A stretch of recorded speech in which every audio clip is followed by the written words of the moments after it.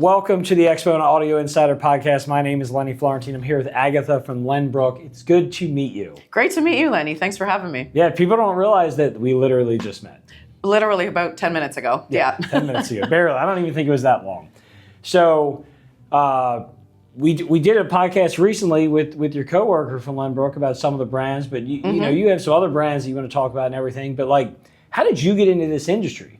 So because I don't know anything about you. This is true. Maybe you're just a plant, and that's not even.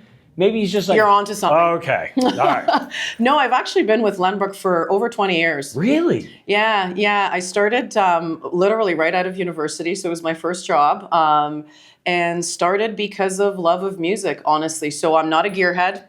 So I look at myself as a consumer. Like, I'm the consumer that would be at the show potentially purchasing products, right? So kind of really open mind, and had a lot of different jobs at Lenbrook. Obviously, we own NAD Electronics, PSB speakers.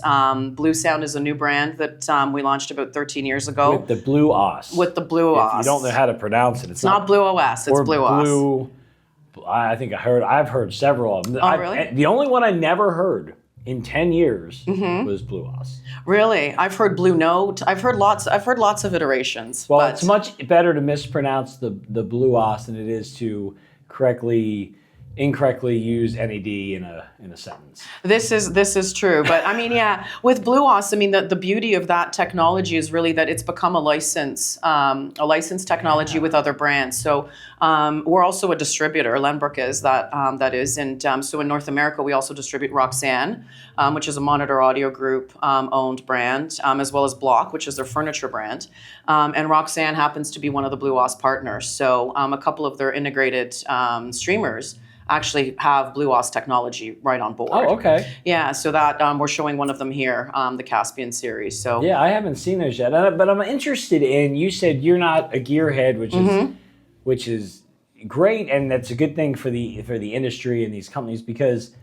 like, to grow the industry over the next 5 or 10 years, like getting people who love music, or maybe they have, you know, a record collection, they don't have a turntable. Like this exists. Absolutely. And everybody loves music. Absolutely. Like I mean, you know, most people like music, but most people just listen to it on their phone.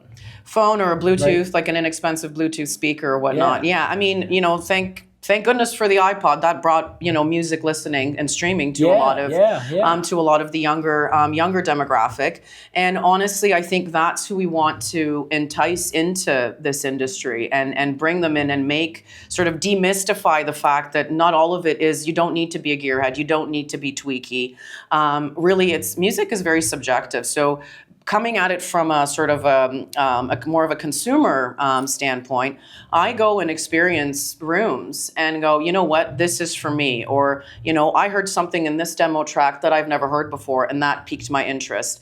So I think it's important for the younger generations to sort of come in and embrace that, and know that there's a technology and there is something that's beyond just a simple, let's call it $100 Bluetooth speaker you get at a national store, that doesn't need to be tens of thousands of dollars, that there is an in-between that can sort of let you consume music in the way that you want it to, which for most people today is through your device or through an app. A lot of streaming and stuff. Absolutely. It's like bridging that gap and getting that information out to people who just have the little, you know, tiny Bluetooth speaker. And whatnot. Exactly. And so, like, how do you guys do that? Because I feel like you guys kind of do that well, you know, across your brands, getting people, you know, and BluOS or the Blue Sound products, I think do that well. But like, you know, some of your other brands, just do you think that more people are maybe getting into this hobby?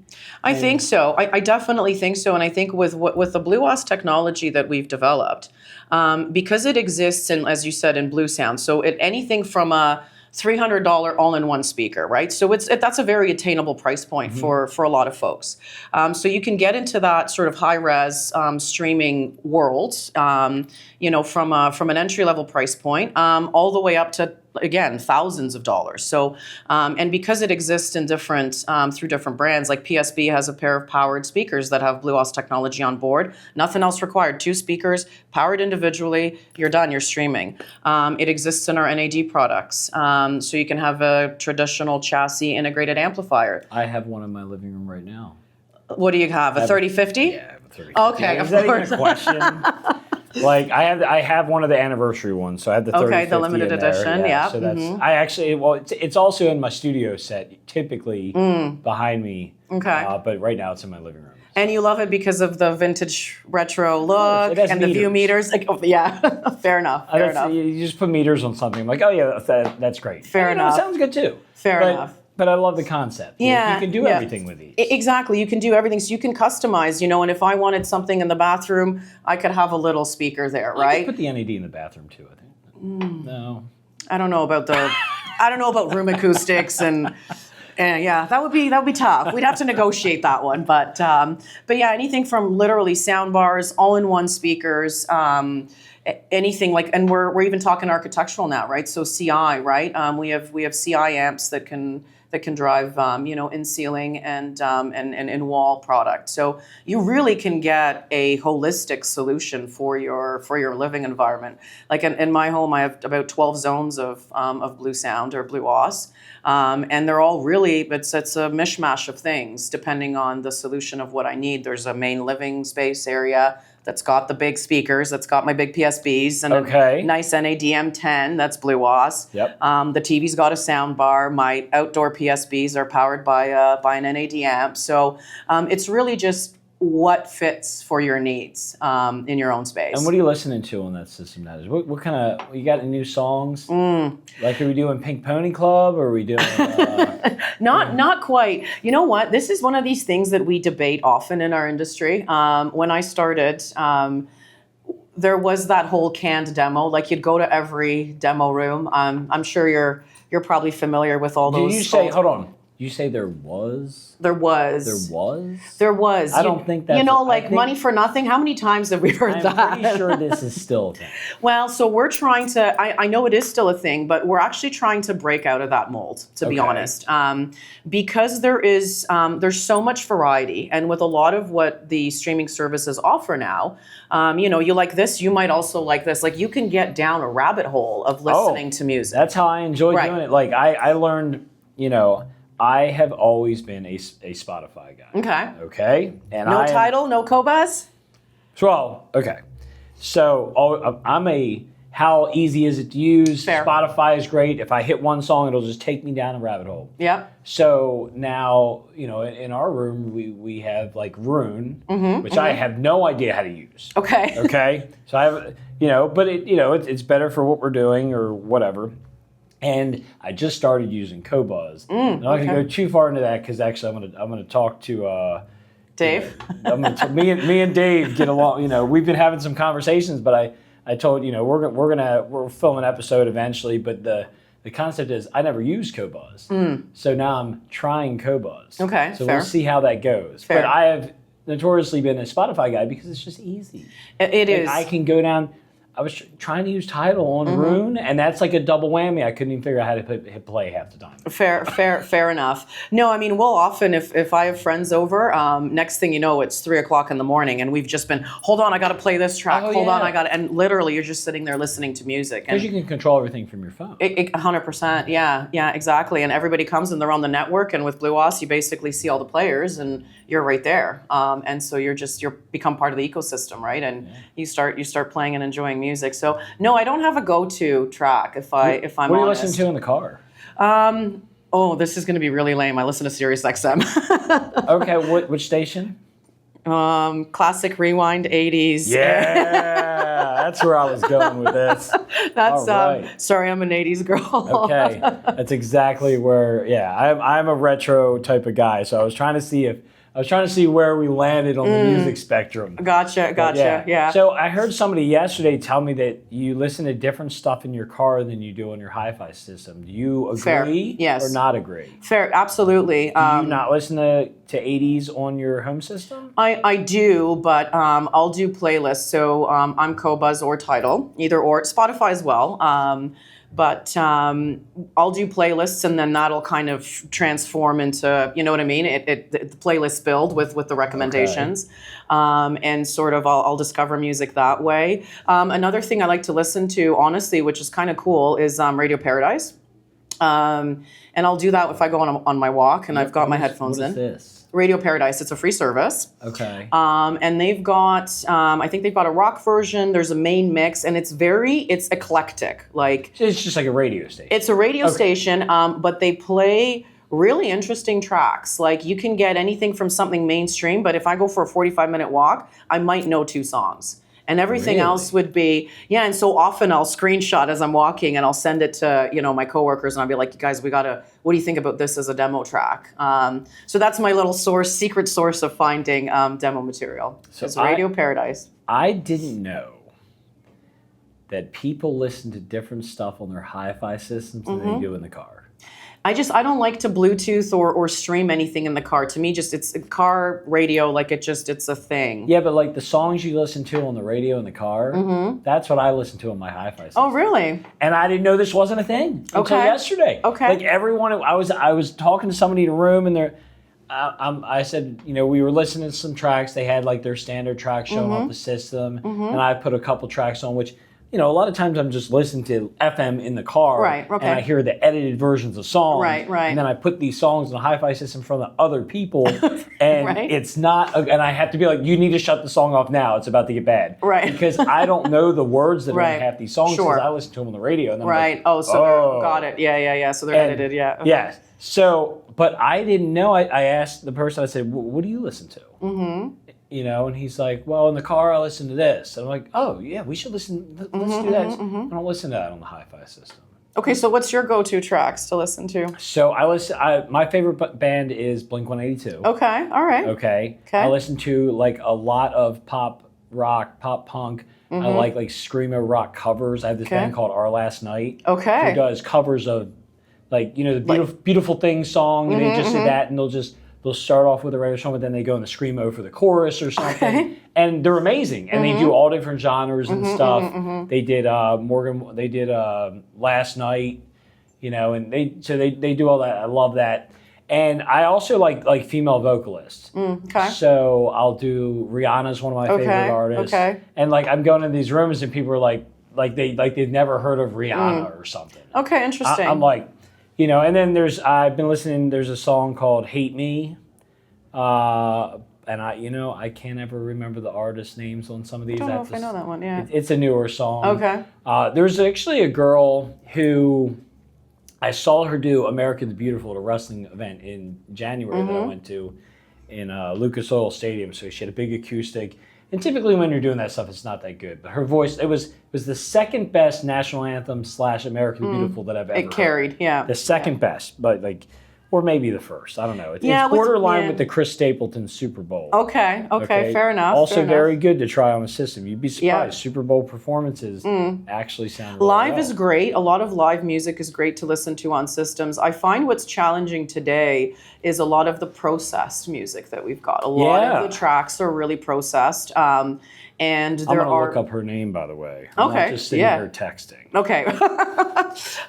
Lainey Gardner. Get her out of here now. Lainey Gardner. Okay. Amazing voice. She's a country singer, is she not? Yes, and she redid Dreams. Okay. From Fleetwood Mac. Yeah. And it's incredible. Okay, so perfect. Her voice is wild. But yeah, so back to my comment about the processed stuff. I find it, a lot of systems, because there's different philosophies in speaker design, for example, right? Okay. As the owners of PSB, we believe in true. We have one of our tags is true to nature. So we really try to reproduce the track in the way the artist intended. So in an ideal world, we would be sitting here, you're playing that Lainey's singing right here, and you can visualize her standing right there in front of you. That's the ideal reproduction from our standpoint. There are other philosophies that where speaker manufacturers will throw in some color or some EQ into their voicing of their product in order to elevate highs or deepen lows or whatnot. And so again, that's a personal preference, right? So it's like the whole Class D versus Class A B amp debate, right? What do you like more? Which is a whole nother rabbit hole. Which is a whole nother rabbit hole. That's for next time. But but I've heard more people, there's so many more companies doing Class A, B now, less doing Class D. And now I have people that are like, I want a Class D. And then, it's a whole nother debate. Exactly. And like I said, for me being a consumer, I look at it from the standpoint of personal preference. With NAD, we're a leader in Class D, amplification technology. Roksan has, proprietary AB tech. And it's really what your preference is. I remember we do a few of these consumer-facing shows a year. Montreal in Canada, in Quebec. Are you from Canada? I am. I'm from Toronto, yeah. Forever? Like born there? No, born in Poland, actually. Really? Yeah. Wow. Okay. So we do these shows, and Montreal is a sort of a key. It's also a hub for audiophiles in the Canadian market. Like, it's a very unique market from a standpoint of the amount of audiophiles per capita. Let's call it that. Okay. You mean there's none up in the icy tundras in the middle of Canada? Yeah, that's right. No, this is like in the city. They have internet and everything, and color TV. And so I remember when we first launched our M2 with NAD. This must be going back. I want to say 12 to 15 years ago. And it was a direct digital amp. And this was in the day of Class D was like, it was not a thing yet in the industry. And we had a demo room very much like this space here. And, the consumers would walk in, and I had one gentleman, and he had brought, people would bring their own music, right, to listen to. Oh, fantastic. So he was all really, excited and gung-ho to listen to the system. And he's like, well, what kind of, and I'm like, no, it's a Class D amp, sir. And he was so offended. I don't even think he took his bag of his music with him. He just like stormed out of the room. He was like, I can't believe this is the world we live in. But again, I think it's all personal preference. And if you like the sonic signature of what you're listening to, then does it really matter what's behind it? Like, if you want to get into the tech, great. But fundamentally, I think as people, we love to consume music, right? So I'm probably a music and visuals first person, right? Which is the opposite of 90% of people that come to the show. Right. I want the visual appeal of the things to fit a certain thing. That is the most important thing to me. If it had, that's why I like meters, like in the 3050, where I like something where it has like a spectrum analyzer, or maybe it's you see this cool stuff that just lights up, or maybe it's a wood grain or whatever it is. But like, that's number one to me. Because you could have the biggest box that sounds the best, and if it's just plain and doesn't do anything for me, it's not for me.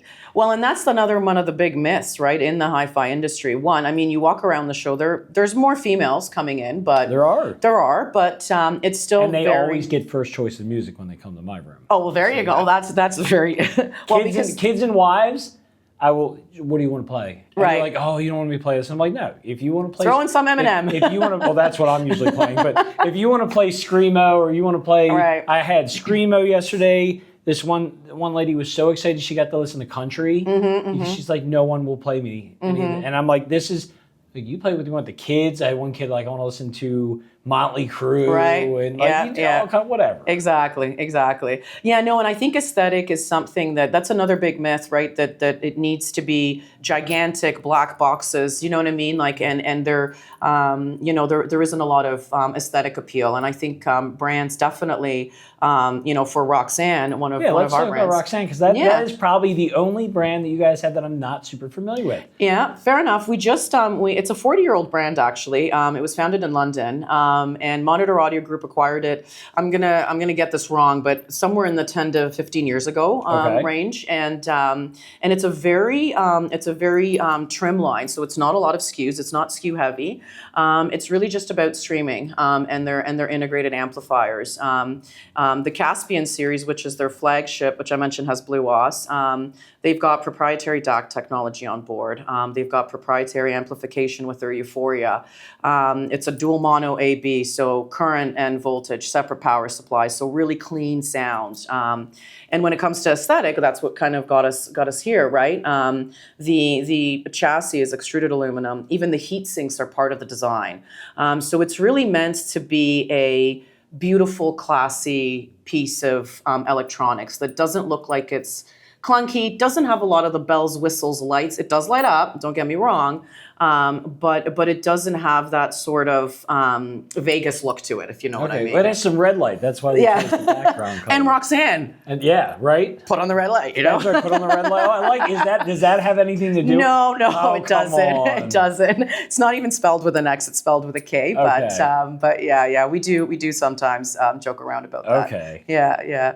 So great, literally great product. And the higher end series, the Caspian, which we're showing here, also built in the UK, so hand built. So there is that Brit-Fi story to it. Yeah. And also Brit-Fi. Brit-Fi, it's a term. I have not heard of this term. I recently learned it, Lenny, I want to say a couple of months ago. As we brought on Roksan, apparently there's a community of people on the west coast of the U.S., Seattle area, that up there, where there's a bunch of little small hi-fi shops that kind of focus on Brit-Fi. Really? And yeah, our regional sales manager, Dave Carr, that's a shout out to you. Yeah, Dave. Was telling me, he was saying, yeah, we've got some interest from these dealers and Brit-Fi. And I'm going like, I said the same thing. I'm like, what? And yeah, so it's a term. Okay. British hi-fi. I understand. Yeah. I just never thought of that. I'd never heard it before either. Okay. Yeah. So learn something new every day. I try to. BluOS, Brit-Fi. BluOS. I'm learning all kind of words. Last night I was learning Japanese. I do. Okay. Yeah. Don't ask me to say any of it. Okay. Not like more than konnichiwa. No, I've been kind of studying Japanese culture and stuff because I'm just fascinated with it. So I'm learning like the proper way to greet people and trying to pronounce their names and just the whole culture. Have you ever been to Japan? Yes, I have. I have not, and I'm just so fascinated with how they do everything. So. They're very. It's a very interesting, very disciplined culture. I did get one of those sticks. That it's like a puffy. It's like a big cheese curl. Okay. Okay, and it comes in a wrapper. Okay. With like a pan, all kind of animals on it and stuff. Okay. But it's one of those things like you would get in they call it the UFO, but it's a claw machine. Right. Like so they have the big claw machine malls out there in Japan, and you get little like snack sticks. Yeah. Pick out what you want. They gave me a little snack stick, and I just felt special. Excellent. Just a big cheese curl. That's right. Yeah. Love it. Cheese curl churro is kind of what it was. Okay. Excellent. Yeah. No, we're loving the show. The attendance has been great. It's been really steady. We're in a new spot this year downstairs in a pretty big open area. Yeah, and you have a new concept this year. We do. We're doing vignettes. We do have a main system, so we are featuring the Dolly core, which launched a couple of years ago at Munich, actually. So that's Dolly's flagship loudspeaker. So we brought them back. Are they the big ones that they used to have on the second floor out Correct, there? out in the atrium. That's they right. actually let me play Eminem one. Oh, really? Yeah. Okay. Well, there you go. So we brought those back, but we have separate vignettes just to sort of, again, back to our aesthetic lifestyle, solutions for everyone. We have vignettes. We have sort of a dining room, a living room area, a little bit of a study space with our PSB Alpha IQs, which could be used as a gaming computer speaker. So we're showing people different solutions of how they can use product in a sort of not this big elaborate way, but really minimalist and integrated into their environment. Okay. And I think that that's something that's gone over well. The other thing I find is, we don't do a lot of the room treatment as some others do, with turning down the lights and making it sort of seem like this unattainable, untouchable product. And you walk in and it's like, we're bright and open and airy. And so it's really, I find that it's been really welcoming. People just kind of wander in and walk through from vignette to vignette and chit chat. And so I think that's been really great. Yeah. That's amazing. I have a dark room, but it's got all like these type of lights like all over, so it kind of just looks like I try to make it look, I guess, 80s because that's what I'm going for. Whatever. I'm going for like that neon, it's not like a club look, but it's just a little different. You just need like a headband and some workout socks. Well, I have the pit vipers that I wear. Okay. I brought them with me. I just thought I brought them in here because I was going to set them on the table and see if I could get a response. Like, what is that? Yeah, exactly. So, well, that's awesome. I actually have to go see that room because I like that lifestyle type of, yeah, please do. Come check it out. So yeah. cool. And then also with our our Blue Sound Node family lineup that just came out. We have this little cafe outside. It's a cafe concept, so it's like a bar with stools, and people can come in and demo headphones with using all of our with the Nano, the Node, and the Icon streamers. So that's also a lot of interaction, and people walk up, and it's really inviting. So yeah, no, I think we're doing quite well with the concept this year. We're happy with it. That's awesome. Thanks, Agatha. This was great. Yeah, no, it was great to meet you. Good first meeting. Right? Yeah, so and we like the same music, so I mean... And we like the same music, even if you don't listen to it on the hi-fi system. Apparently not. You're going to have to start doing that, though. That's the thing. Okay, well, my first concert was Metallica. Oh, really? Yeah. Mine was... That's actually good. So was it who opened for them? Ooh, gosh, you know what? I was 13. I don't remember. I had to go with my mom because I wasn't allowed to go by myself. Oh, your mom went to Metallica. My mom went to Metallica, and we were right at the front because this was in an open, like at a festival. You're in the pit at a festival? Yeah, in a pit at a festival, like right at the barricade. They weren't playing till later on at night. Doors opened at noon. And of course, I had to make my mom be there at noon and sprint to the stage. And she's standing there, and there's a gentleman standing beside her, and he looks over at her, and he's like, "Aren't you a bit old to be here?" My mom was not impressed. And I'm thinking right now, I'm my mom's age. And I just went to Metallica in Montreal last year. Oh, did you? Yeah, so I'm going, this is fine. Yeah, it's fine. They're it's all good. So it was a multi-band festival. It was. Remember what it was called? No, it was up in Barrie and Molson. There was a big area called Molson. It was sponsored by Molson Park, it was called, and they used to do a lot of big concerts. Okay. You know what? I don't know who opened. I want to say might have been someone like Skid Row or something. Okay. Well, hey, that sounds pretty cool too. Yeah. So it was like an all-day thing. It wasn't a weekend. It was like a full day. But I think those kind of concerts are fun. Like my first one was like a winter. We had this station called HFS in Maryland. Okay. And they were like the, alternative station that all the kids, everybody listened to when I was like, a late teenager and stuff like that. And, they played all the good music. They had giant festivals. Like, so they would, the Redskins football stadium, they'd have the festival there. Right. And have like 30 bands. And like going back and look at these HF festivals and seeing the lineups, it makes you it blows your mind. How much you got in one Because there's all these outing. bands that back then weren't as big. Right. Going all the way up, and you're like, oh my gosh, they were there. I saw that, it's all that stuff. So they also do like little, Winterfest. So mine, of course, it was a Blink-182 concert. Newfound Glory was there. Puddle of Mud was at that one. System of a Down. Okay. Jimmy's Eat World. Okay. And there was a couple other. I know he's in the hi-fi. But yeah, it was a very interesting, a fun time, and going to those type of concerts are always fun. So, cool. Yeah, and I think again, like liking music, you try to get live music whenever you can, right? Yeah. So any concert you can catch whatever you can do. Exactly. Yeah. Absolutely. That's awesome. Well, thanks for coming on the Audio Insider Podcast today. Thanks. It was great. We will see you guys next time. Take care.